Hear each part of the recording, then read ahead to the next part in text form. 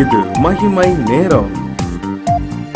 ஆண்டவராகிய இயேசு கிறிஸ்துவின் நாமத்தினாலே மகிமை டிவி நேயர்கள் அனைவரையும் இந்த புதிய ஆண்டின் இந்த 2வது மாதத்திலும் சந்திக்க செய்த என் தேவாதி தேவனை ஸ்தோத்திரிக்கின்றேன். மகிமை டிவி நேயர்கள் அனைவருக்கும் என்னுடைய அன்பான வாழ்த்துலையும் தெரிவித்துக் கொள்கின்றேன். இந்த வாரத்திலும் கூட நாம் சிந்திக்கும்படியாக ஒரு தெரிந்து கொண்ட தலைப்பு, தாயின் வயிற்றில் இருக்கும் போதே, அதாவது கர்ப்பத்தில் இருக்கும் போதே அப்படிங்கிற தலைப்பில் நம்ம ஒவ்வொரு நாளும் நாம் சிந்திக்க இருக்கின்றோம்.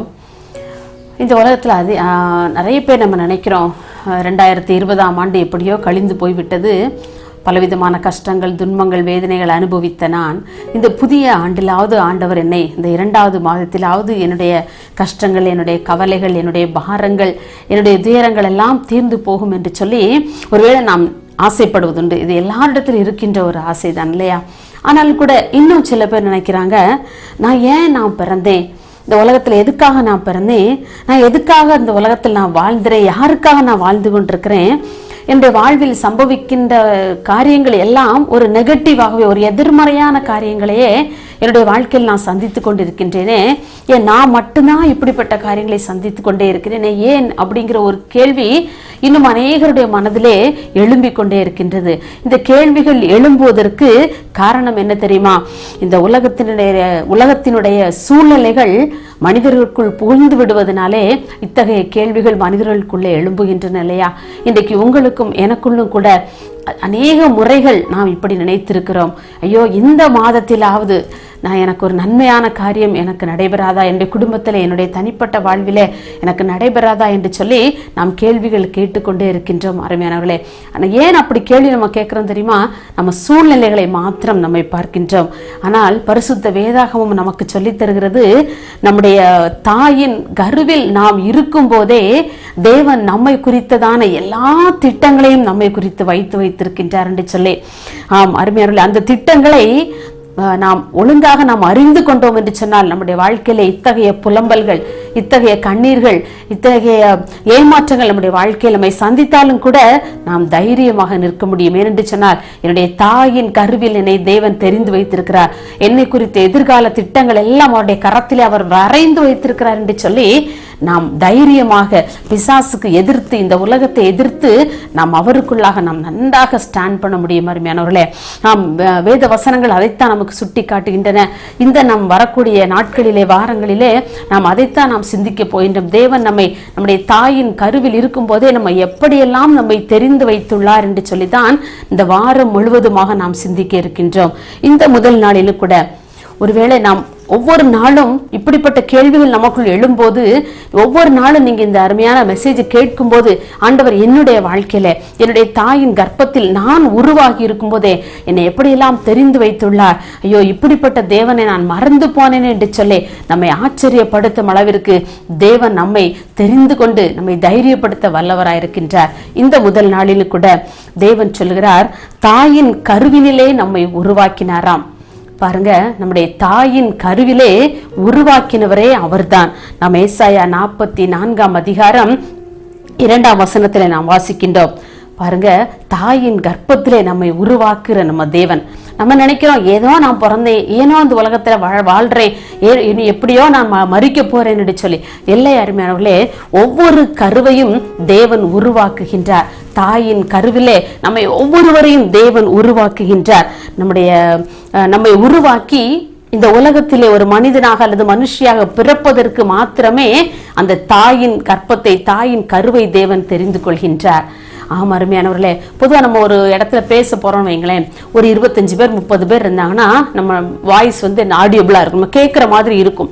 ஆனால் ஒரு 100 பேர் 150 பேர் இருக்கிறாங்க அப்படின்னு சொன்னா நம்ம என்ன யூஸ் பண்ணுவோம்? மைக் யூஸ் பண்ணுவோம் இல்லையா? ஏன்னா அது நம்முடைய சவுண்டை இன்க்ரீஸ் பண்ணி எல்லாருக்கும் கேட்கும்படி செய்யும் அப்படிங்கிறதுக்காக.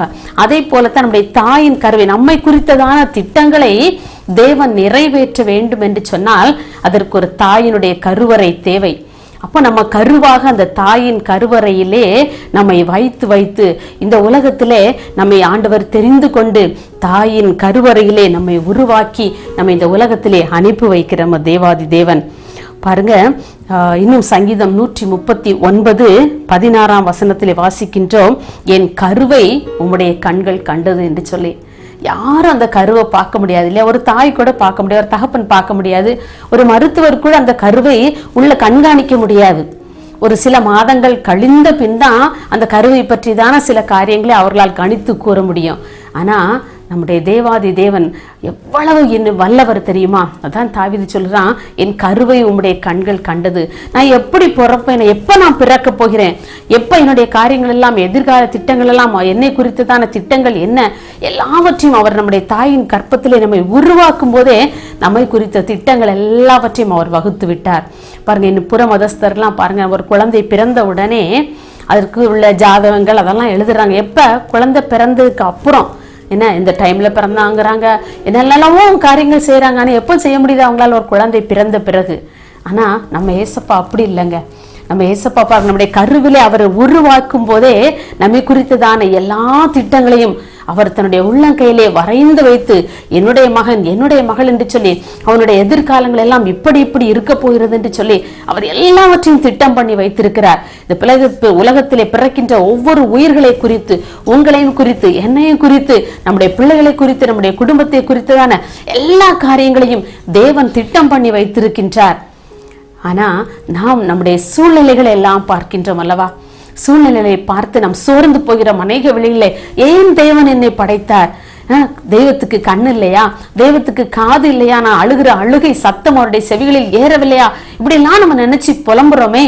இல்லை அருமையானவர்களே, நம்மை தாயின் கர்ப்பத்திலே உருவாக்கின ஒரு தேவன் உண்டு என்று சொன்னால் அவர் இயேசு கிறிஸ்து மாத்திரமே. இன்றைக்கு உங்களையும் என்னையும் அவர் தன்னுடைய கரத்திலே, நம்முடைய தாயின் கர்ப்பத்திலே உருவாக்கி அவருடைய கரங்களிலே அவர் வைத்து கொண்டிருக்கின்றார். நம்ம ஒவ்வொரு நாளும் பாதுகாத்து நமக்கு தேவையான எல்லா காரியங்களையும் நமக்கு செய்யும்படியாய் அவர் ஆசையோடு காத்து கொண்டிருக்கின்றார். ஆனால் நாமோ இந்த உலகத்தை நோக்கி, இந்த உலகத்தின் சூழ்நிலைகளை நோக்கி நாம் ஓடுகிறதுனாலே நம்மை அறிந்த தேவனுடைய திட்டம் என்ன என்பதை நம்மால் புரிந்து கொள்ளவே முடியவில்லை.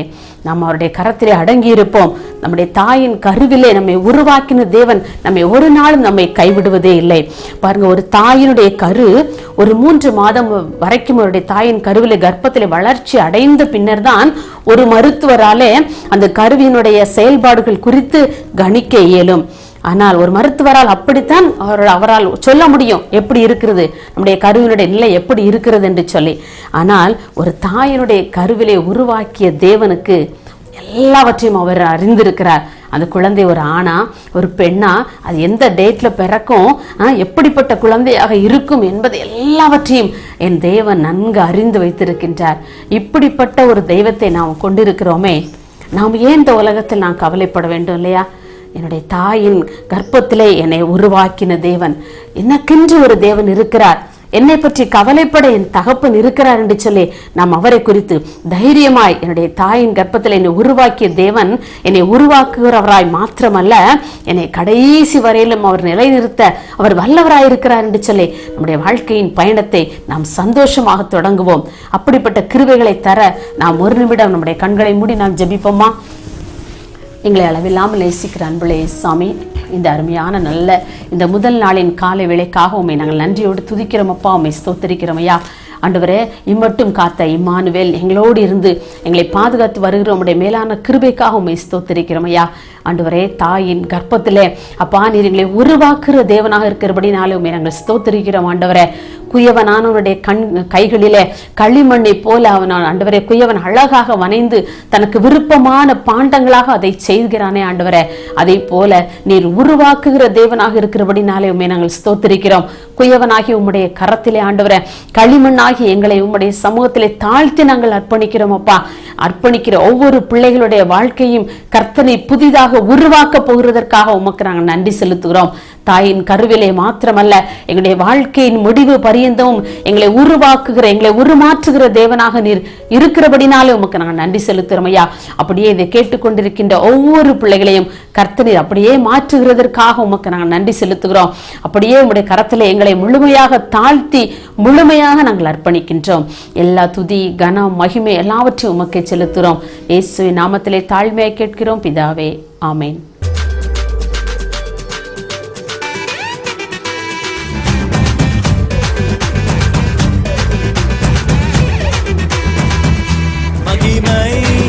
மகிமை